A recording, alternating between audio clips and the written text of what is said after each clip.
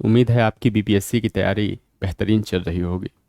जैसा कि आप जानते हैं, हमारी यूनिक एग्जाम्स आईएएस संस्था बीपीएससी के प्रीवियस ईयर के प्रश्नों को विषयवार श्रृंखला के रूप में प्रस्तुत कर रही है।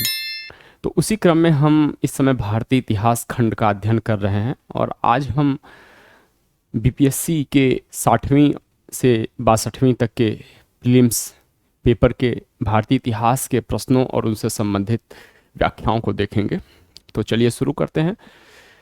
जैसा कि आप जानते हैं, मैंने आपको पहले ही बता रखा है कि जो फैक्ट्स आपके लिए नए होंगे आप उन्हें नोटबुक पे नोट करते रहेंगे, और जब यहाँ पे मैं प्रश्न पढ़ूंगा तो जिस प्रश्न के उत्तर आपको पता होंगे, कम से कम आप मन में ही वहाँ पे अपने खुद पे, जहाँ पे आप बैठकर पढ़ रहे हैं, वहाँ खुद से एक बार वो उस प्रश्न का उत्तर रिपीट करेंगे। पहला प्रश्न है चीनी यात्री सुंगयुंग ने भारत यात्रा की थी। ऑप्शन ए है 515 एडी से 520 एडी। ऑप्शन बी है 525 एडी से 529 एडी। ऑप्शन सी है 545 एडी से 552 एडी। ऑप्शन डी है 592 एडी से 597 एडी। ऑप्शन ई है उपयुक्त में से कोई नहीं या उपयुक्त में से एक से अधिक। इस प्रश्न का जो उत्तर है, ऑप्शन ए इस प्रश्न का उत्तर है सुंगयुंग 515 एडी से लेकर 520 एडी तक भारत में रहा। इसके बाद वेनसांग आया, इत्सिंग आया, लेकिन सुंगयुंग से पहले फाहियान भारत आ चुका था। तो यदि हमने चीनी यात्रियों के बारे में इसके पहले के प्रीवियस ईयर के क्वेश्चन सॉल्व कराते समय हमने पढ़ा हुआ है, लेकिन यदि हम क्रम, किसी एग्जाम में क्रम पूछे तो हम क्रम जान ले चीनी यात्रियों के भारत आने का क्रम। तो सबसे पहले फाहियान आया था, फिर सुंगयुंग आया था, फिर वेनसांग आया था, फिर इत्सिंग आया था। चंद्रगुप्त द्वितीय के शासनकाल में आया था फाहियान। हर्षवर्धन के शासनकाल में वेनसांग। 7वीं सदी के अंत में इत्सिंग भारत आया था। अगले प्रश्न की ओर चलते हैं। अगला प्रश्न है निम्न में से किस हड़प्पा कालीन स्थल से टेराकोटा का हल प्राप्त हुआ है। ऑप्शन है धौलावीरा, बनावली, कालीबंगा, लोथल। उपयुक्त में से कोई नहीं या उपयुक्त में से एक से अधिक। इस प्रश्न का उत्तर है टेराकोटा के हल का मॉडल जो मिला हुआ है वह बनावली से मिला हुआ है। धौलावीरा से क्या मिला हुआ है?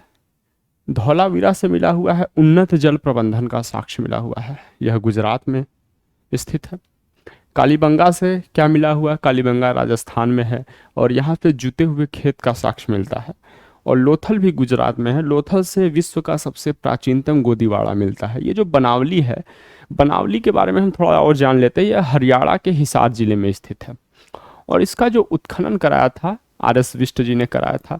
यहाँ पर टेराकोटा के हल के साथ साथ स्त्रियों की लघु मृण मूर्तियां मिली हुई हैं और मकानों से अग्नि वेदिका के भी साक्ष्य मिलते हैं। अगले प्रश्न की ओर चलते हैं।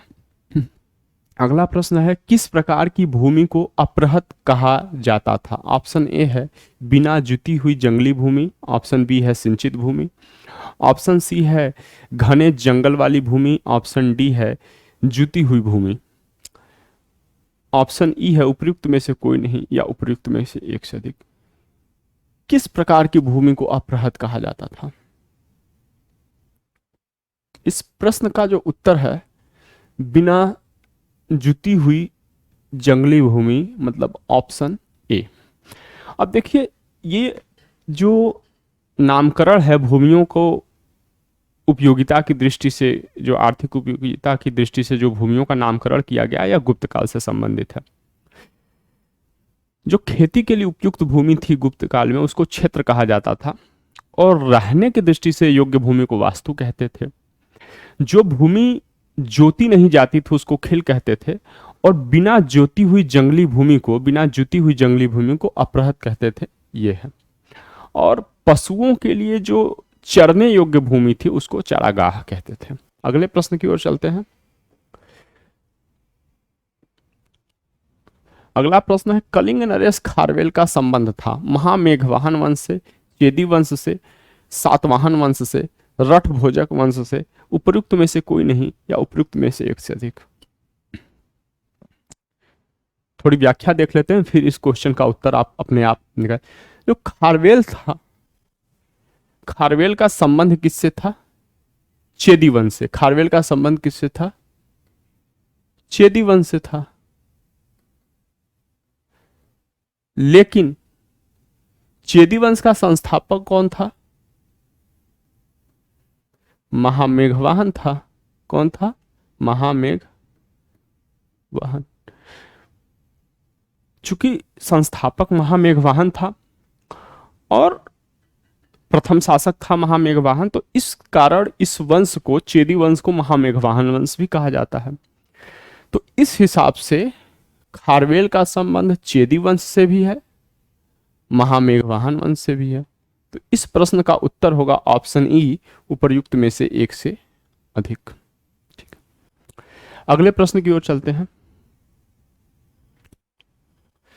अगला प्रश्न है, बहमनी राज्य का संस्थापक कौन था? Option A Alauddin Hasan, option B Firoz Shah, option C Mahmud Gawan, option D Asaf Khan, option E उपर्युक्त में से कोई नहीं या उपर्युक्त में से एक से अधिक। इस प्रश्न का उत्तर, बहमनी राज्य का संस्थापक अलाउद्दीन हसन बहमन शाह था, इसलिए इस प्रश्न का उत्तर ऑप्शन ए सही है। अलाउद्दीन हसन बहमन शाह ने इस बहमनी राज्य की स्थापना 1347 में करी थी। इसने गुलबर्गा को अपनी राजधानी बनाई और ये जो बहमनी राज्य था, इसका राज्य 4 सूबों में बटा हुआ था। अगले प्रश्न की ओर चलते हैं। अगला प्रश्न है, दीवाने अर्ज विभाग संबंधित था।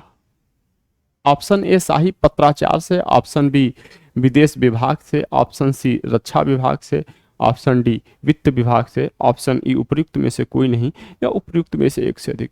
जो दीवाने अर्ज विभाग का जो संबंध था, दीवाने अर्ज को,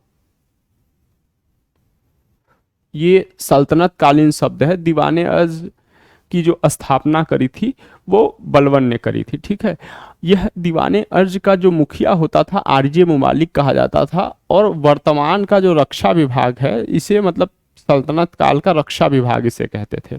ठीक है, जो शाही पत्राचार से दीवाने इंसा का संबंध था और वित्त विभाग का संबंध दीवाने मुस्तखराज से था। दीवाने मुस्तखराज से वित्त विभाग का संबंध था और दीवाने मुस्तखराज की स्थापना का श्रेय अलाउद्दीन खिलजी को जाता है। अगले प्रश्न की ओर चलते हैं।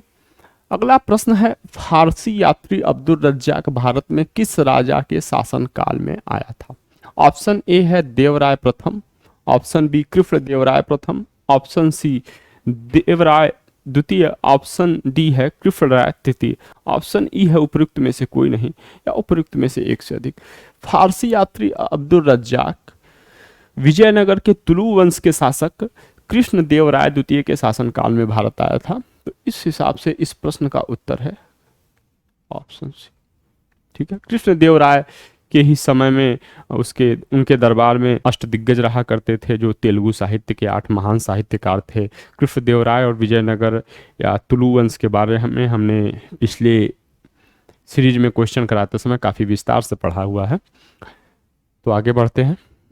जसवंत और दसावन प्रसिद्ध चित्रकार मुगल सम्राट के राज दरबारी थे। मतलब प्रश्न यह पूछ रहा है कि जसवंत और दसावन किस मुगल बादशाह के राज दरबारी थे?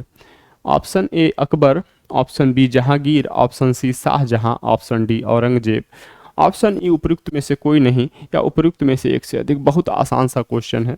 इस प्रश्न का उत्तर है अकबर। देखिए, अकबर के शासनकाल में चित्रकला को विशेष प्रोत्साहन दिया गया था।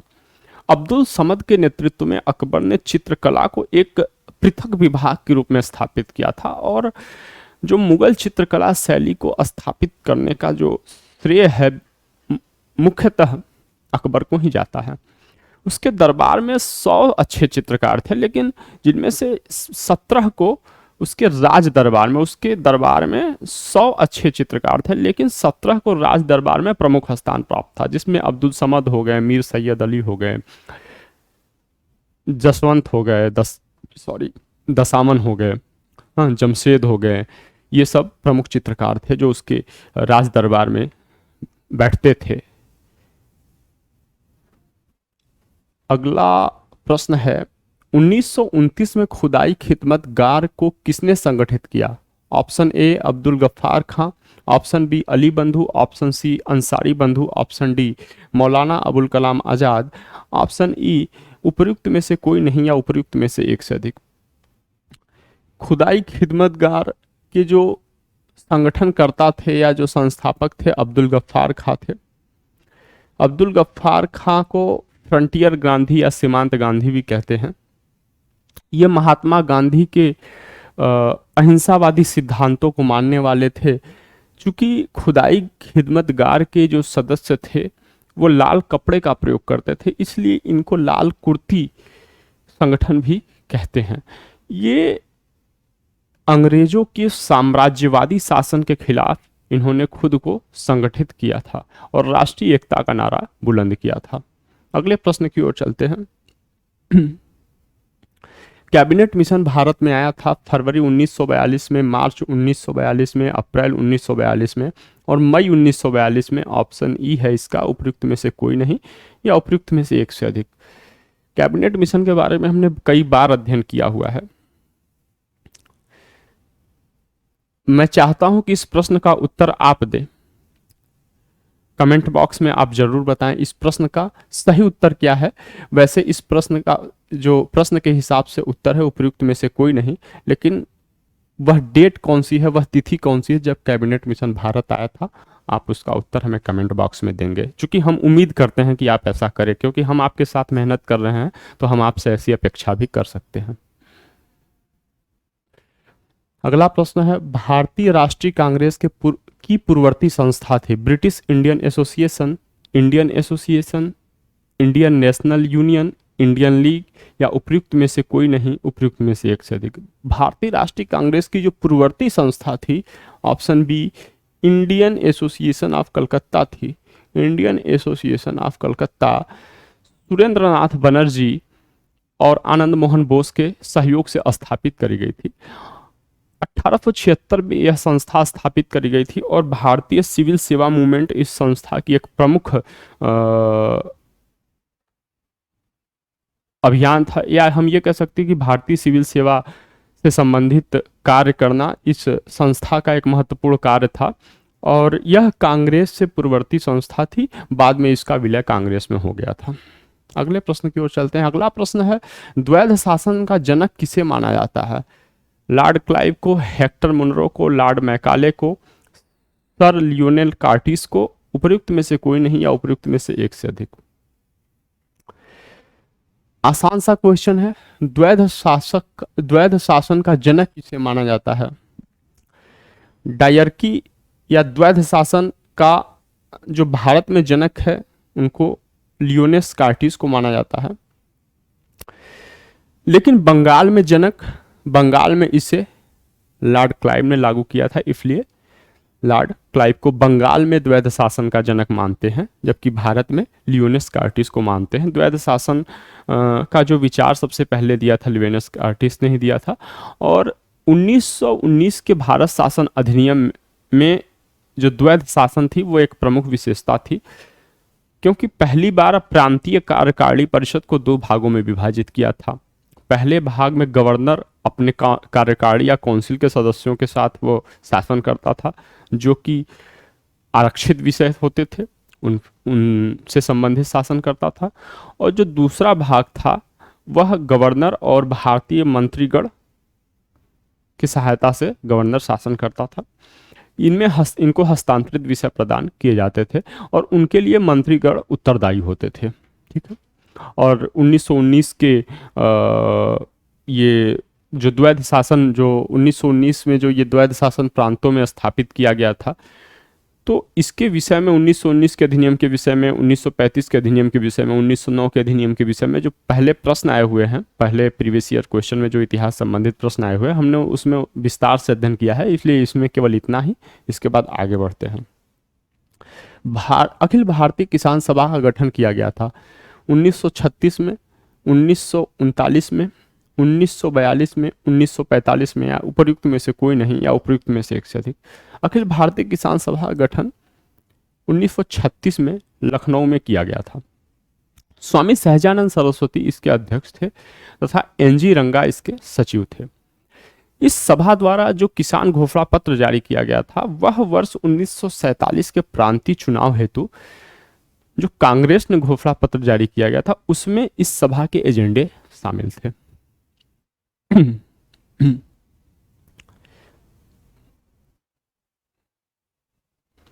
सुरेंद्र नाथ बनर्जी को किस वर्ष भारतीय सिविल सर्विसेज से हटाया गया था, बर्खास्त किया गया था?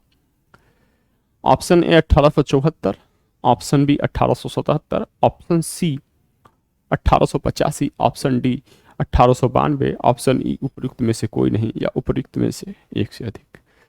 देखिए, सुरेंद्र नाथ बनर्जी ने 2 बार आईसीएस की परीक्षा पास करी थी। पहली बार उम्र कम होने के कारण ये इनको सर्विस में नहीं लिया गया था। दूसरी बार इन्होंने भारतीय स्वतंत्रता संग्राम का समर्थन किया था, भारतीय राजनीति का समर्थन किया था, इस कारण इनको पद से पदच्युत कर दिया गया था। पहली बार 1867 में 1869 में इन्होंने क्वालिफाई किया था, दूसरी बार 1871 में क्वालिफाई किया था, लेकिन इनको 1874 में पदच्युत कर दिया गया था। क्यों? क्योंकि ये भारतीय राजनीति का इन्होंने समर्थन किया था। नौकरी में रहते हुए भारतीय राजनीति का समर्थन करने के कारण इनको 1874 में पदच्युत कर दिया गया था। अगले प्रश्न की ओर चलते हैं। अगला प्रश्न है, किस वायसराय के कार्यकाल में भारतीयों को राय बहादुर और खान बहादुर उपाधियां प्रदान करना प्रारंभ हुआ? लॉर्ड रिपन के काल में, लॉर्ड लिटन के काल में, लॉर्ड मेयो के काल में, लॉर्ड डफरीन के काल में? तो इस प्रश्न का उत्तर है लॉर्ड लिटन। हिंदुओं को खान बहादुर की उपाधि दी जाती थी और मुस्लिमों को हिंदुओं को राय बहादुर की उपाधि दी जाती थी और मुस्लिमों को खान बहादुर की उपाधि दी जाती थी। लॉर्ड रिपन को भारत में वित्तीय विकेंद्रीकरण का जनक माना जाता है। लॉर्ड मेयो के शासनकाल में पहली जनगणना हुई थी। लॉर्ड डफरीन के समय में कांग्रेस की स्थापना हुई थी। अगले प्रश्न की ओर चलते हैं। अगला प्रश्न है, स्वराज दल की स्थापना निम्नलिखित में से किसकी असफलता के बाद हुई थी? असहयोग आंदोलन की, सविनय अवज्ञा आंदोलन की, रोलेट बिल सत्याग्रह की, चंपारण सत्याग्रह की?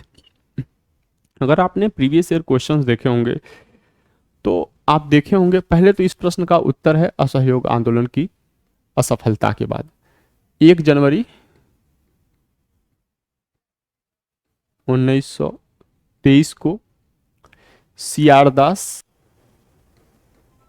और मोतीलाल नेहरू ने ये संगठन बनाया था।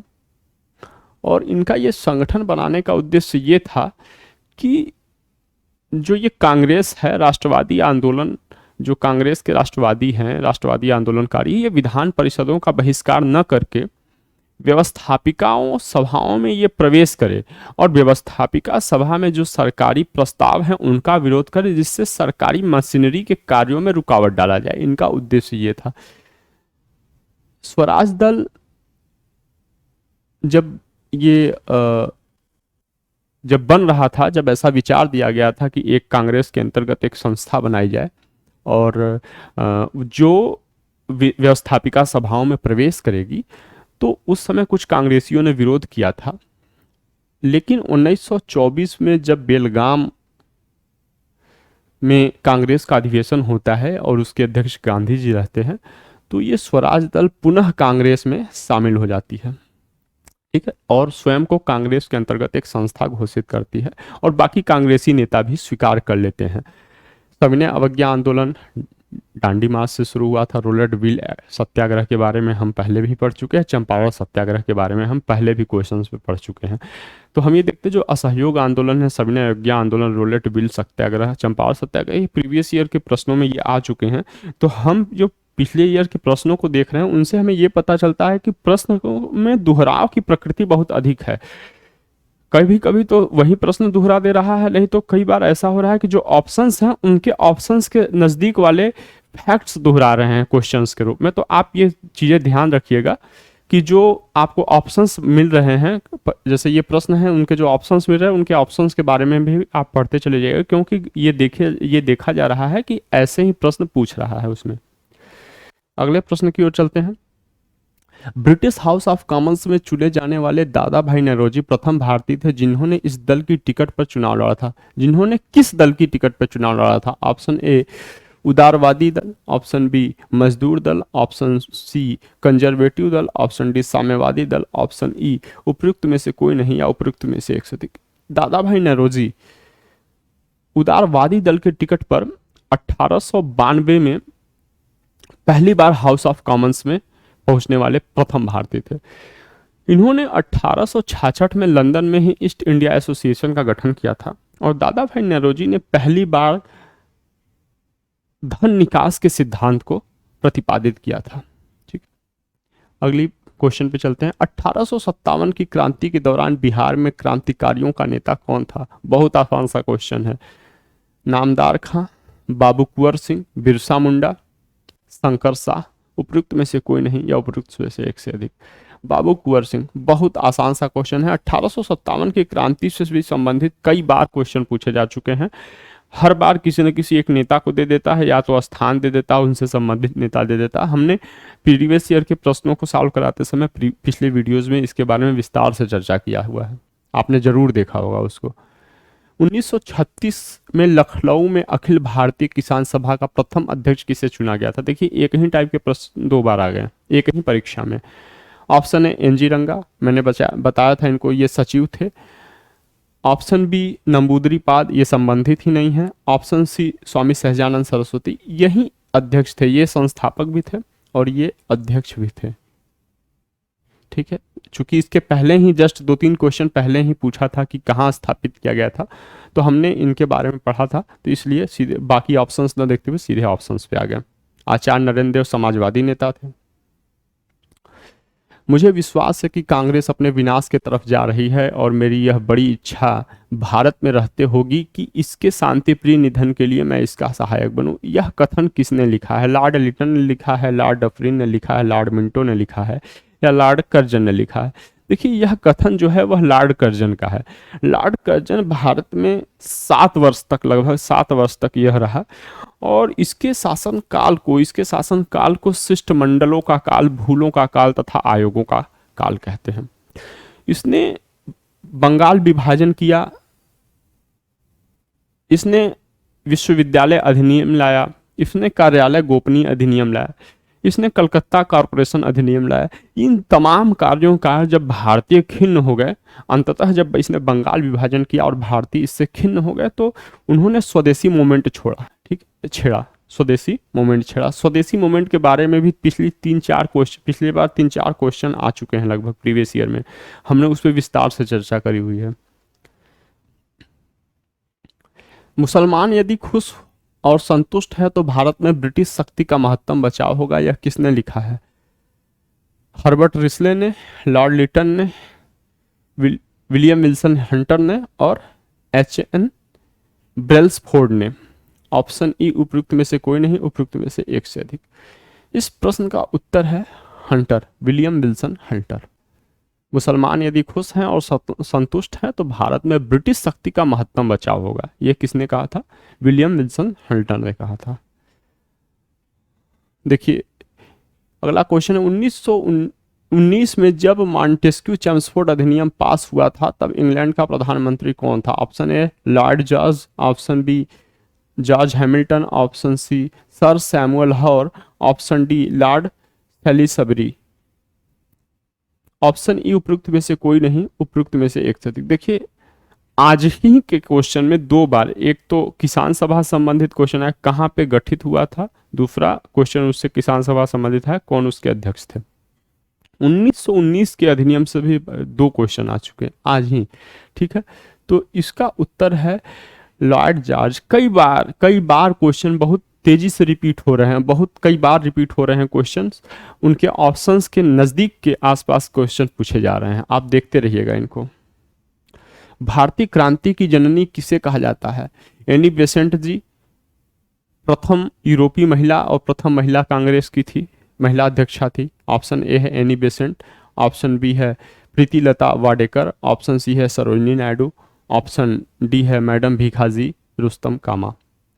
देखिए ये तो मैडम भीखाजी रुस्तम कामा है इन प्रश्न का उत्तर। इसके पहले भी हमने ये स्टुटगार्ड में इन्होंने पहला तिरंगा लहराया था मैडम भीखाजी कामा ने।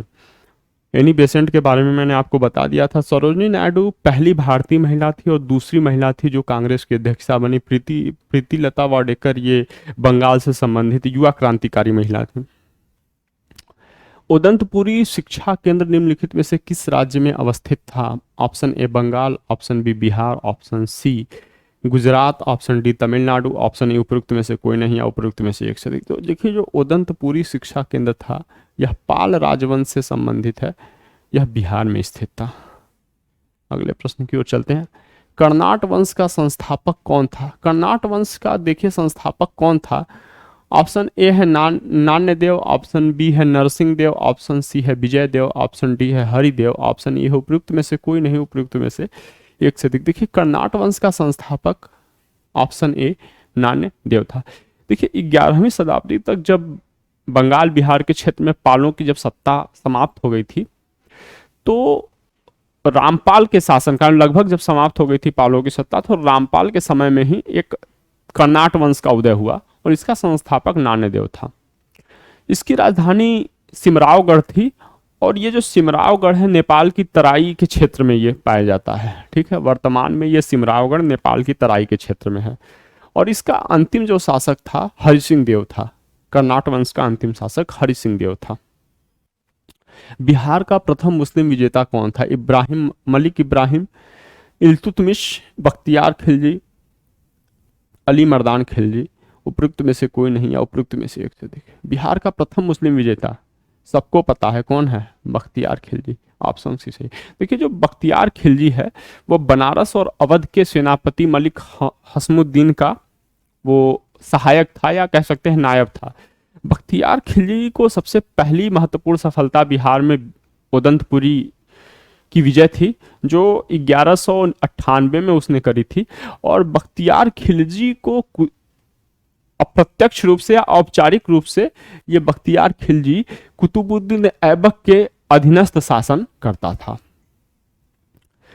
अगले प्रश्न की ओर चलते हैं। अगला प्रश्न, राजनीति रत्नाकर का लेखक कौन है? चंद्रेश्वर, विद्यापति, ज्योतिरेश्वर या हरि ब्रह्मदेव। ऑप्शन ई है उपयुक्त में से कोई नहीं, उपयुक्त में से एक से अधिक। देखिए राजनीति रत्नाकर के लेखक चंद्रेश्वर जी हैं। अगले प्रश्न की ओर चलते हैं। अगला प्रश्न है, उद्वंत प्रकाश का लेखक कौन है? मौली कवि, बोधराज, परमल, विद्यापति, उपयुक्त में से कोई नहीं या उपयुक्त में से एक से अधिक। उद्वंत प्रकाश के लेखक मौली कवि हैं। अगले प्रश्न की ओर चलते हैं। नालंदा बिहार का विध्वंस किसने किया था? Option A Bakhtiyar Khilji, option B Qutubuddin Aibak, option C Muhammad bin Tughlaq, option D Alauddin Khilji, option E उपयुक्त में से कोई नहीं या उपयुक्त में से एक से अधिक। नालंदा बिहार का विध्वंस बहुत ही मतलब अक्सर परीक्षाओं में पूछे जाने वाला क्वेश्चन है। इसका उत्तर होगा बख्तियार खिलजी। अच्छा, अभी आपने गौर किया होगा पहला कि उदंतपुरी विश्वविद्यालय उससे संबंधित है, नालंदा से संबंधित आ गया। फिर एक क्वेश्चन और आया था पालों से संबंधित। तो ये देखिए पालों के समय में ही ये सब विहार विकसित हो रहे थे जिसमें नालंदा विहार शिक्षा का एक केंद्र था। ये ऐसा विहार हुआ जो बहुत प्रसिद्ध हो गया और ये क्या बन गया? एक विश्वविद्यालय बन गया। ठीक है, ये एक विश्वविद्यालय बन गया। इसको बख्तियार खिलजी ने नष्ट किया था। बख्तियार खिलजी किसके सेनापति के रूप में कार्य करता था? तो बख्तियार खिलजी कुतुबुद्दीन ऐबक के सेनापति के रूप में कार्य करता था। देखिए कितनी बार ये क्वेश्चंस एक ही दिन में लगभग इससे संबंधित 3 क्वेश्चन आ गए, एकदम आसपास से संबंधित 3 क्वेश्चन आ गए। ठीक है, एक ही पेपर में। कर्नाट वंश का अंतिम शासक कौन था? इसके पहले हमने देखा था कर्नाट वंश का संस्थापक कौन था। इस बार हम देख रहे हैं कर्नाट वंश का अंतिम शासक कौन था। तो आप क्वेश्चन देखते रहिए किस तरीके से क्वेश्चन पूछे जाए। निश्चित तौर पर मैं आपसे मतलब गारंटी के साथ कह सकता हूं कि जो 67वीं बीपीएससी का जो री एग्जाम होगा, बीपीएससी 67वीं का जो पहले एग्जाम हो चुका है, जो रद्द हो चुका है, उससे निश्चित तौर पे कम से कम 4 से 5 क्वेश्चन हूबहू या तो लगभग हूबहू वैसे ही पूछे जाने की संभावना है। आप वो पेपर जरूर पढ़ के जाइएगा, ठीक है। ये केवल मैं इतिहास के बारे में बोल रहा हूँ, बाकी विषय के बारे में तो अभी देखा जाएगा कि उसमें क्या है, कैसे रिपीट हो रहे हैं कि नहीं हो रहे हैं। इसका ऑप्शन है कर्नाट वंश का अंतिम शासक कौन था। ऑप्शन है हरि सिंह देव होगा वहां पे, राम सिंह देव, मति सिंह देव या श्याम सिंह देव। ऑप्शन ए उपयुक्त में से कोई नहीं या उपयुक्त में से एक से अधिक। इसके पहले मैंने कर्नाट वंश के संस्थापक के बारे में बताया था। जब मैं कर्नाट वंश के संस्थापक के बारे में बता रहा था तो उसी समय मैंने बताया था कि कर्नाट वंश का अंतिम शासक कौन है, हरि सिंह देव है। कर्नाट वंश का जो शासनकाल रहा वह लगभग 1098 ईस्वी से 1325 ईस्वी तक रहा। और हरि सिंह देव के शासनकाल की महत्वपूर्ण उपलब्धि यह है कि यह स्वयं स्मृति और निबंध संबंधी रचनाएं करता था और उसके शासनकाल में उसने स्मृति और निबंध संबंधी रचनाओं के विकास में बहुत बेहतरीन योगदान दिया। उसके रचनाकारों को उसने प्रोत्साहित किया। अगले क्वेश्चन की ओर चलते हैं। अगला क्वेश्चन है, निम्न में से संथाल विद्रोह कब हुआ था। संथाल विद्रोह कब हुआ था। 1831 से 32 में, 1844 46 में, 1851-52 में, 1855-56 में। सॉरी, उपर्युक्त में से कोई नहीं या उपयुक्त में से एक से अधिक।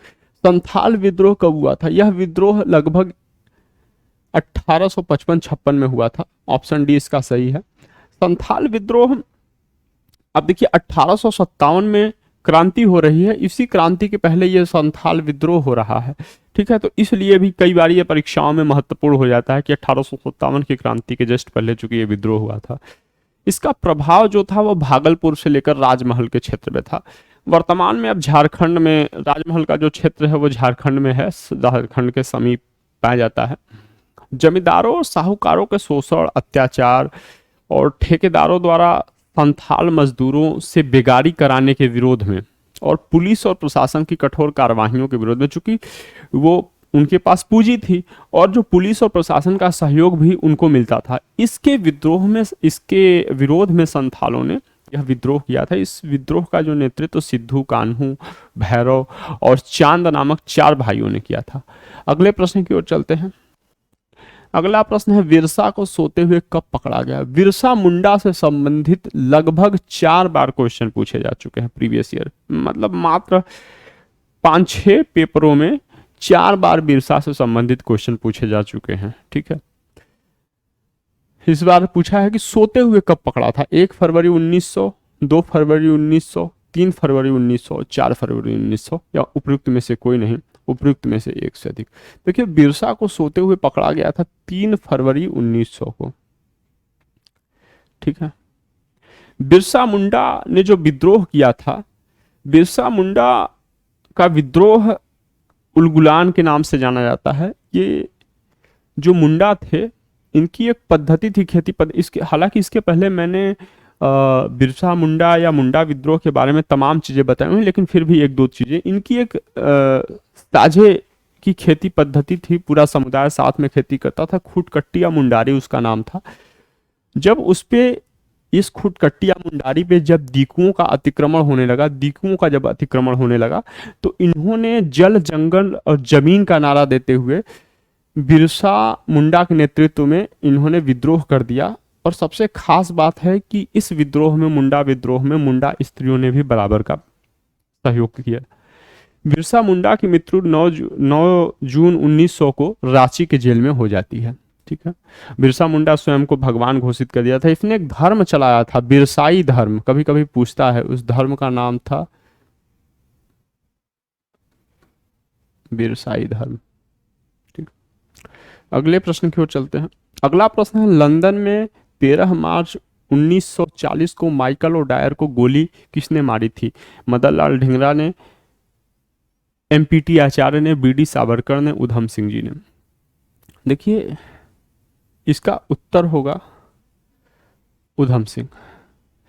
लेकिन अच्छा, ये प्रश्न 2 बार हूबहू यही प्रश्न 2 बार पूछ चुका है, हूबहू यही प्रश्न 2 बार पूछ चुका है।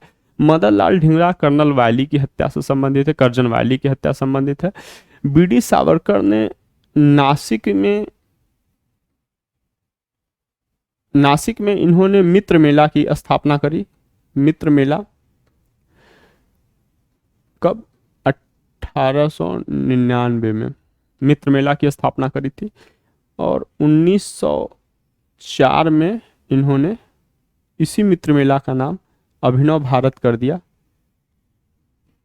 अभिनव भारत।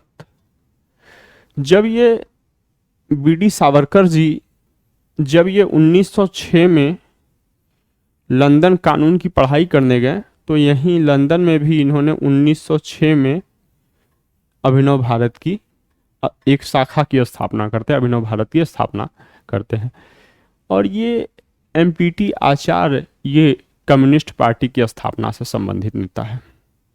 अगले प्रश्न की ओर चलते हैं। अगला प्रश्न है, समाजवाद का समर्थक कौन था और 1933 में ब्रिटिश शासन देसी राज्यों, जमींदारवाद, पूंजीवाद को उखाड़ फेंकना चाहता था? राजेंद्र प्रसाद, जवाहरलाल नेहरू, भूलाभाई देसाई, सरदार पटेल, उपयुक्त में से कोई नहीं या उपयुक्त में से एक से अधिक? इस प्रश्न का उत्तर जवाहरलाल नेहरू है। जवाहरलाल नेहरू की ऐसी इच्छा थी कि एक ऐसा भारत का निर्माण हो जिसमें सभी को समान अधिकार प्राप्त हो। चूंकि ये राजसत्ता के घोर आलोचक थे, इसलिए उन्होंने कहा कि राजाओं महाराजाओं में मेरी मान्यता शून्य है। और ये प्रतिभा के जवाहरलाल नेहरू जी की प्रतिभा के विषय में तो सर्वविदित ही है कि किस तरीके से इन्होंने उद्देश्य प्रस्ताव बनाया। उद्देश्य प्रस्ताव ही भारत की उद्देशिका का आधार बना।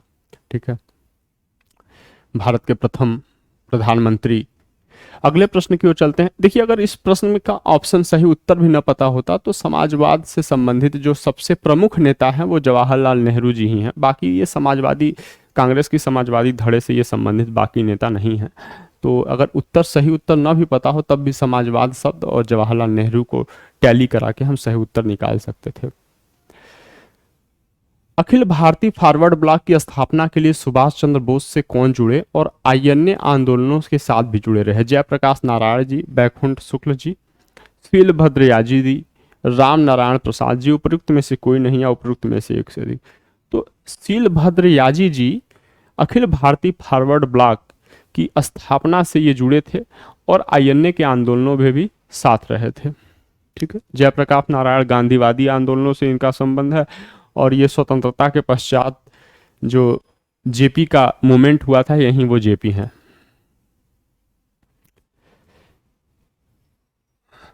चिटगांव शस्त्र छापेमारी की योजना बनाई गई थी सूर्यसेन जी के द्वारा, चंदन दत्ता के द्वारा, विधान घोष के द्वारा, जतिन दास के द्वारा? उपयुक्त में से कोई नहीं या उपयुक्त में से एक से अधिक? इस प्रश्न का उत्तर है चिटगांव शस्त्र छापामारी 1930 में ये हुआ था और इस प्रश्न का उत्तर है सूर्यसेन। देखिए, सूर्यसेन जी अपने कुछ सहयोगियों के साथ, जिसमें अनंत सिंह शामिल थे, गणेश घोष जी शामिल थे, इन लोगों के साथ इन्होंने मिलकर ये चिटगांव शस्त्रागार लूट की योजना बनाई थी। 1930 में इन्होंने इंडियन आर्मी की चिटगांव शाखा के 65 क्रांतिकारियों के साथ चिटगांव शस्त्रागार पे इन्होंने कब्जा किया और वहां पे राष्ट्रीय झंडा इन्होंने फहराया था। ठीक है, तो इस प्रश्न का उत्तर है सूर्यसेन जी। सूर्यसेन जी को मास्टर दा भी कहते हैं। क्रांतिकारी गतिविधियों के साथ कौन सी पत्रिका जुड़ी हुई नहीं थी? ध्यान देना है, जुड़ी हुई नहीं थी। ऑप्शन ए संध्या, बी युगांतर, सी गदर और डी यंग इंडिया। पहले तो सही उत्तर डी है, यंग इंडिया, चूंकि ये इंदुलाल याग्निक और गांधी जी से संबंधित यह यंग इंडिया पत्रिका है। वैसे भी अगर इस प्रश्न का उत्तर नहीं पता होता तो पहली बात तो ये गांधी जी से संबंधित है, दूसरी बात की जो गदर हो गया, संध्या हो गया, युगांतर, ये प्रमुख क्रांतिकारी पत्रिकाएं थी। युगांतर बिपिन चंद्रपाल द्वारा, और बिपिन चंद्रपाल गरम दल के नेता थे, वैसे ही वो क्रांतिकारी हो गए। गदर के बारे में आप जानते ही हैं, गदर मूवमेंट शुरू किया गया था, संध्या हो गई और काल हो गया। ये महाराष्ट्र में काल हो गया, बंगाल में संध्या। ये प्रमुख क्रांतिकारी पत्रिकाएं थी। बरिंद्र कुमार घोष और भूपेंद्र नाथ दत्त जी इसके संपादक थे। ठीक है, तो आज की श्रृंखला यहीं समाप्त करते हैं। 60वीं से 62वीं प्रीलिम्स, बीपीएससी प्रीलिम्स की इस परीक्षा में कुल 37 प्रश्न पूछे गए इतिहास से संबंधित। हम प्रीवियस ईयर के यदि हम प्रश्नों को देखते हैं तो हम पाते हैं कि सबसे अधिक जो खंड है बीपीएससी की प्रीलिम्स परीक्षा में, सबसे अधिक प्रश्न वो इतिहास की से ही पूछे जा रहे हैं। और इतिहास के प्रश्नों में जो दोहराव की प्रकृति है वह बहुत ही अधिक है। कई बार हमने आज ही देखा, लगभग 3 क्वेश्चन से संबंधित प्रश्न 2 बार पूछे गए थे। एक तो स्वामी सहजानंद सरस्वती वाला हो गया, दूसरा बख्तियार खिलजी वाला हो गया, और तीसरा जो प्रश्न था आपका कर्नाट वंश का हो गया। ठीक है, लेकिन इसके साथ भी हम देखते हैं, अगर आप पिछला वीडियो देख रहे होंगे तो उसमें भी आप देख रहे होंगे कि किस तरीके से ये पिछले 5-6 क्वेश्चन जो हमने क्वेश्चन पेपर सॉल्व किए हैं उसमें से कई बार क्वेश्चन हुबहू पूछ दिए जा रहे हैं। ठीक है, तो मेरी आपसे अपेक्षा है कि आप प्रीवियस ईयर के प्रश्नों से संबंधित इस श्रृंखला को जरूर देखें। निश्चित तौर पर यह आपको आने वाली आगामी 67वीं प्रीलिम्स री एग्जाम में यह सहायक सिद्ध होगी। और जल्दी ही हम जो 67th बीपीएससी का जो एग्जाम हुआ था, जो रद्द हो गया था, उसका हम श्रृंखला लेके आ रहे हैं। निश्चित तौर पे उस प्रश्न से भी हुबहू 5 से 6 क्वेश्चन पूछे जाने की संभावना है। तो ठीक है, आप अपनी तैयारी करते रहिए। जल्दी ही हम अगली श्रृंखला के साथ मिलते हैं आपसे। तब तक के लिए जय हिंद, जय भारत।